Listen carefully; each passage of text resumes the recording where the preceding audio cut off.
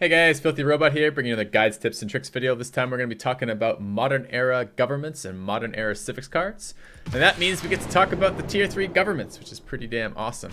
So let's dive right into it. 3 government choices available to you, just like the other tiers: communism, fascism, and democracy.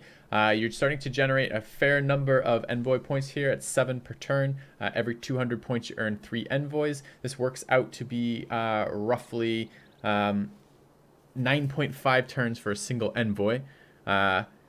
Remember though, they're going to come out in packs of 3, so it's still going to be quite a lot of spacing in between your turns, although these are standard speed turns to the best of my knowledge.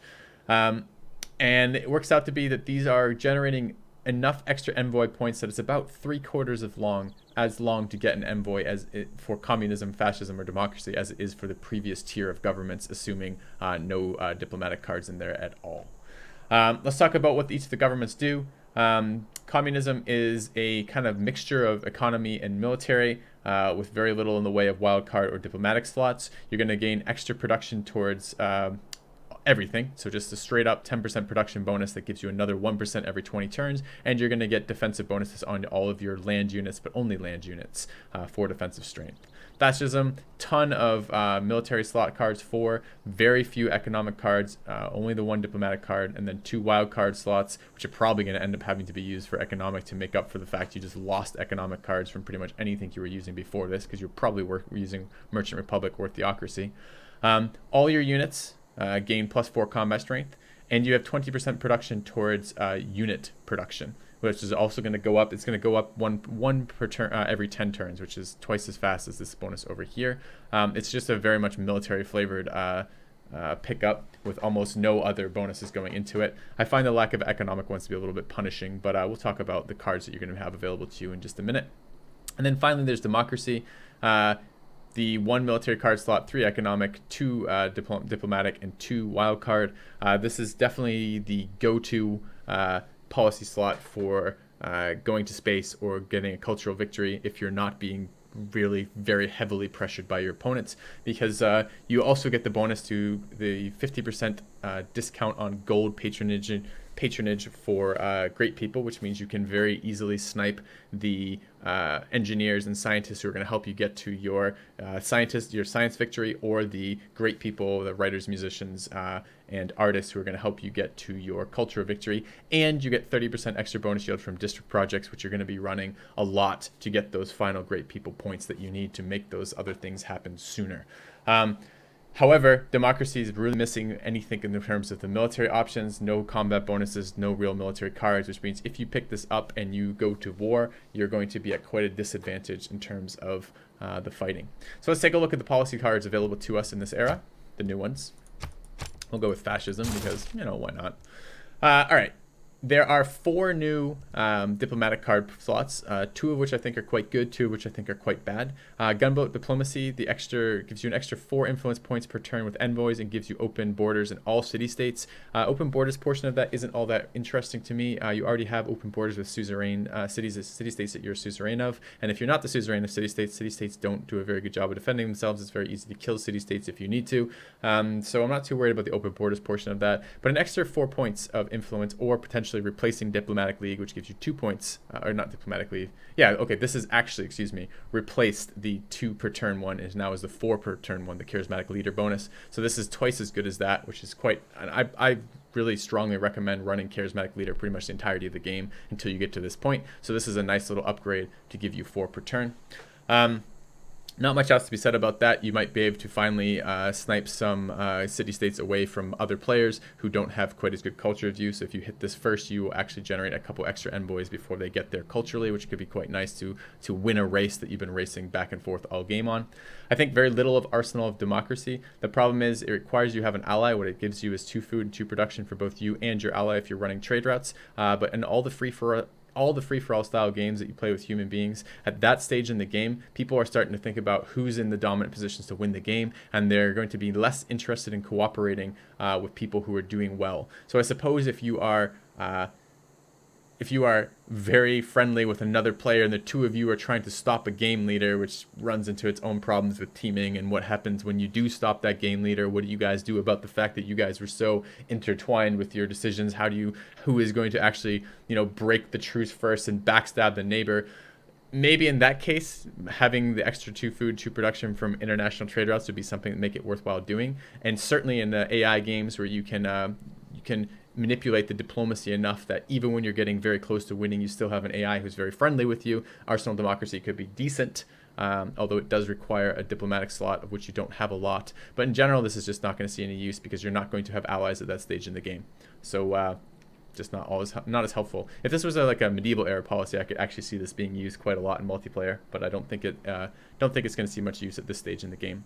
Police state, fairly interesting. I really like this one. Spies are different in this game than Civilization 5. In particular, it's more annoying to defend against spies because there's so many more points that spies can attack you on. In Civilization 5, they could only steal science, and the way that science worked, the capital was always going to be the best spot to put a spy in because it generated a ton of science compared to your other cities. The way it works now,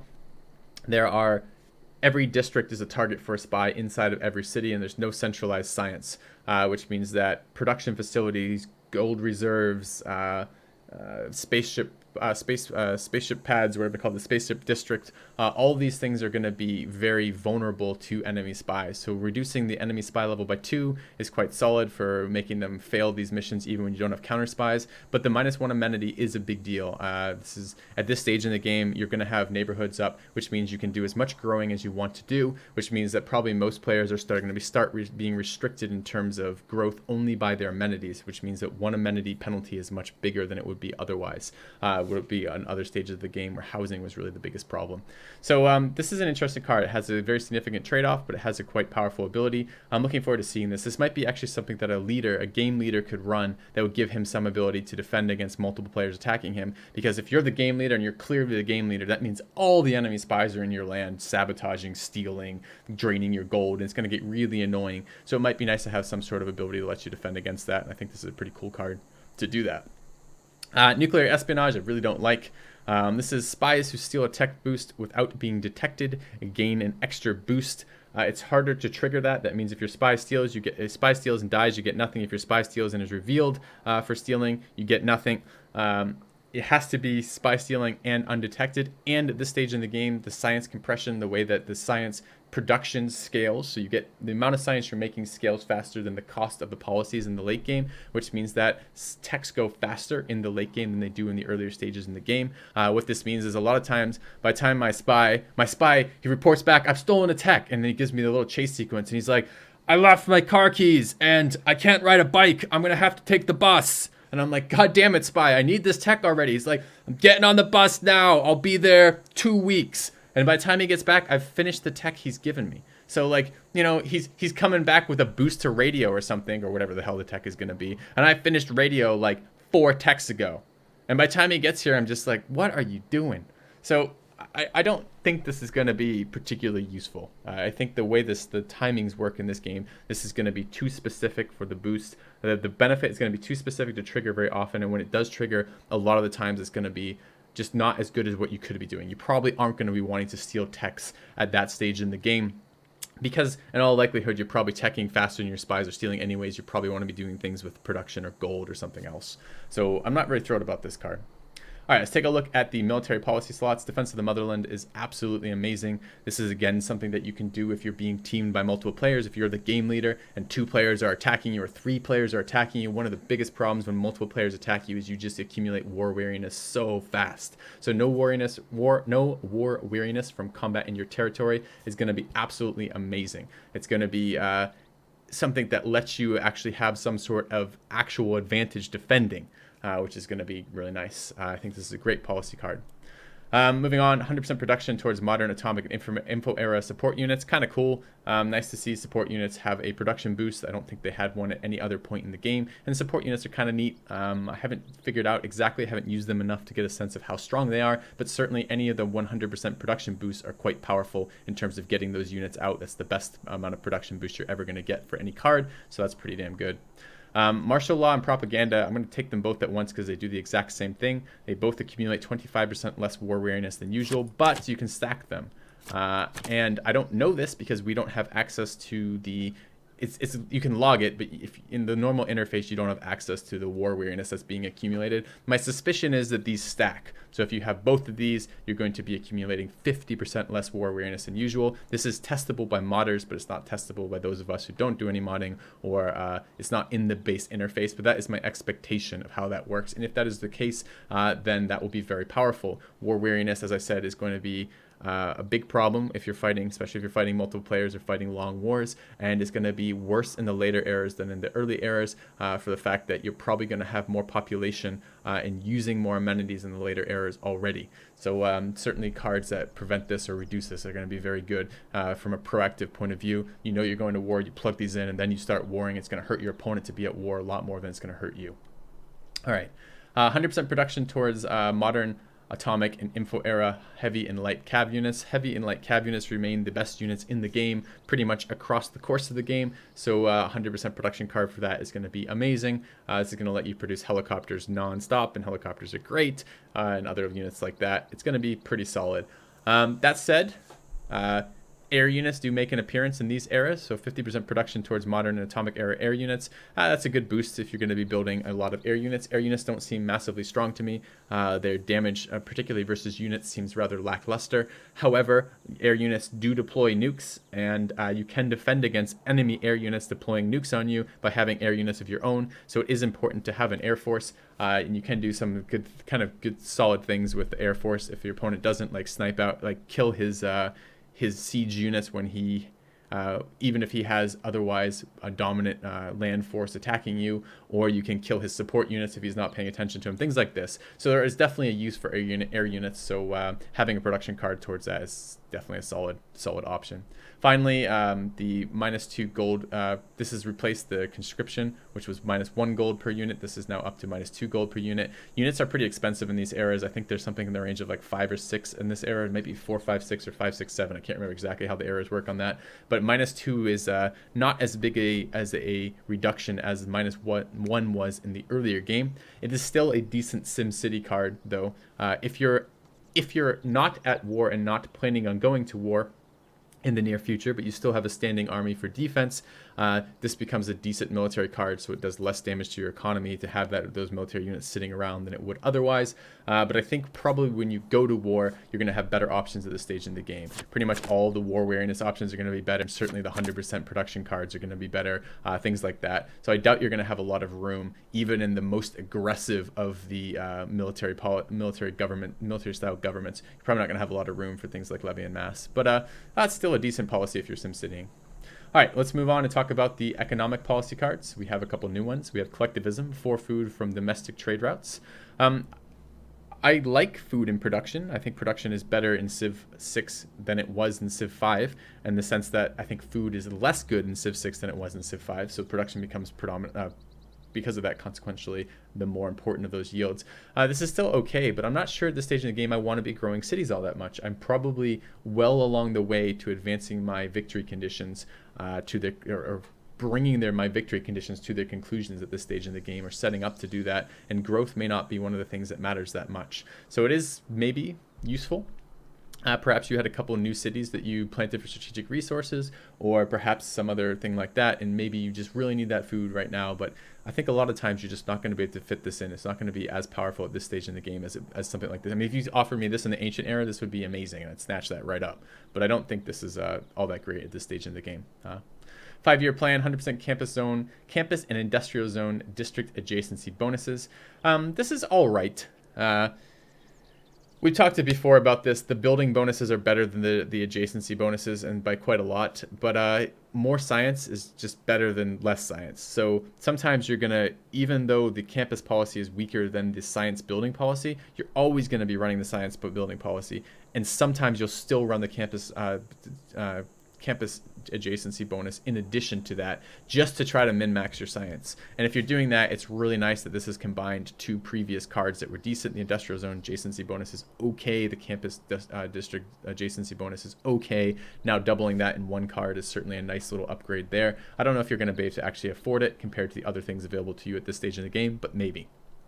And if you think about it from another perspective, if you're at war and you have the unit you want to war with and you're not too worried about the next tech on this, what do you take for economic policies if you're all in warring someone? This may be one of those, because this is going to give you some science and production to make up for that. Third alternative, 4 gold from each research lab, military academy, and power plant. I'm not overly thrilled with this card. It just feels worse to me still than something like where did it go? The 100% commercial hub. No, not that one.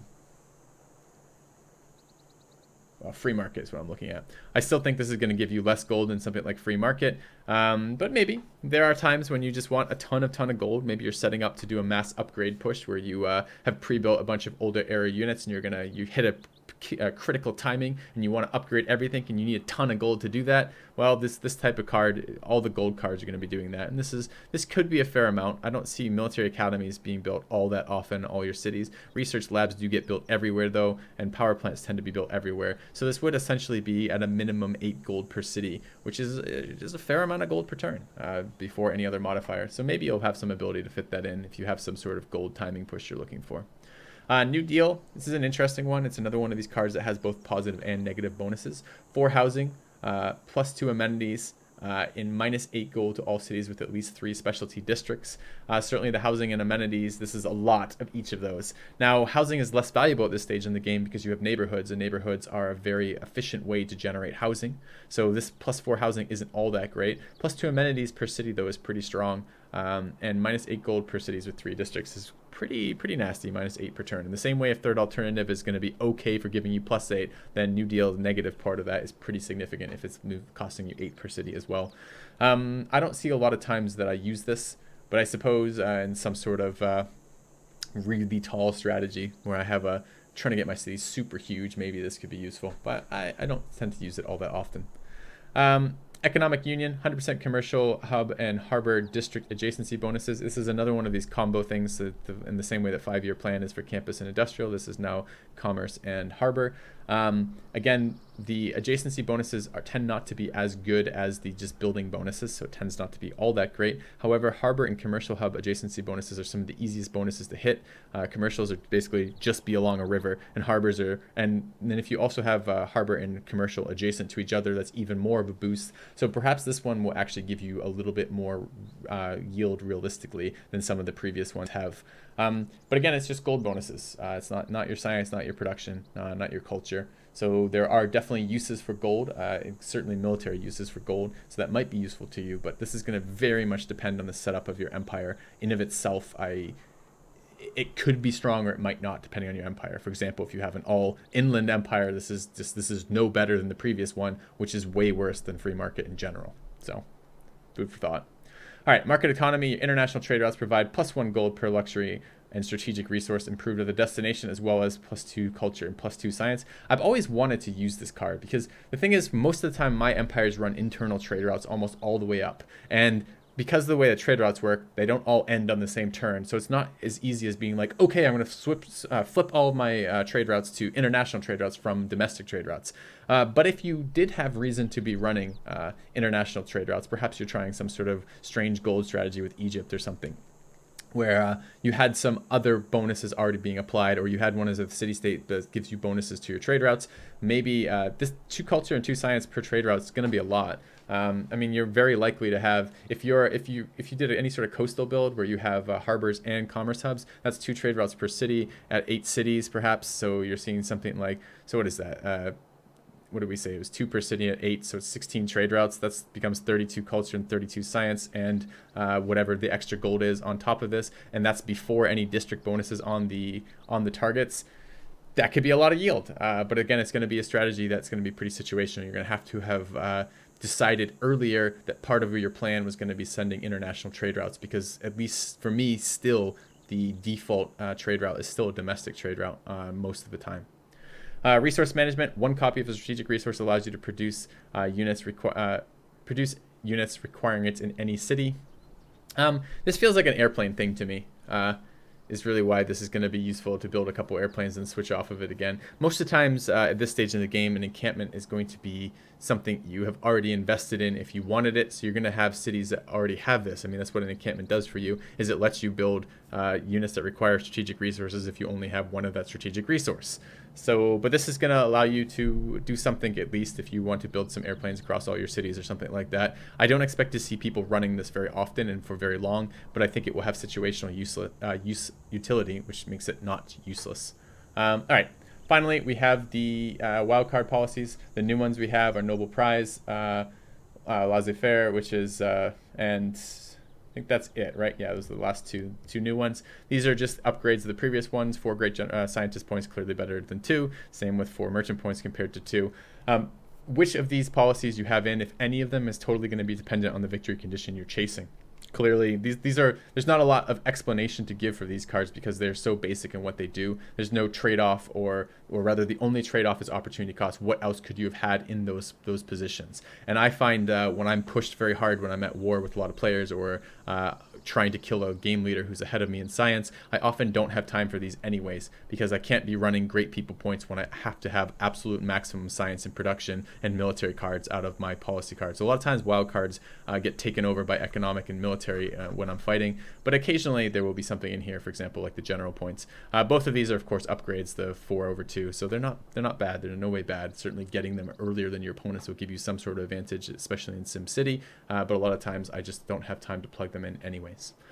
All right, guys, this is one a little bit longer than normal because we had a lot more to talk about. We had the third tier of government. Hopefully this was somewhat useful to you guys, and hopefully you guys are enjoying the kind of theory crafting of thinking through when these cards are going to be useful and how they're going to be useful in your games. If you enjoyed it, please hit the subscribe button here. Come find me on Twitch and follow me there. I make a lot of Civ6 content. We'll be doing a lot of live streams. Thank you very much for watching, guys. Hopefully you enjoyed it, and I'll see you soon.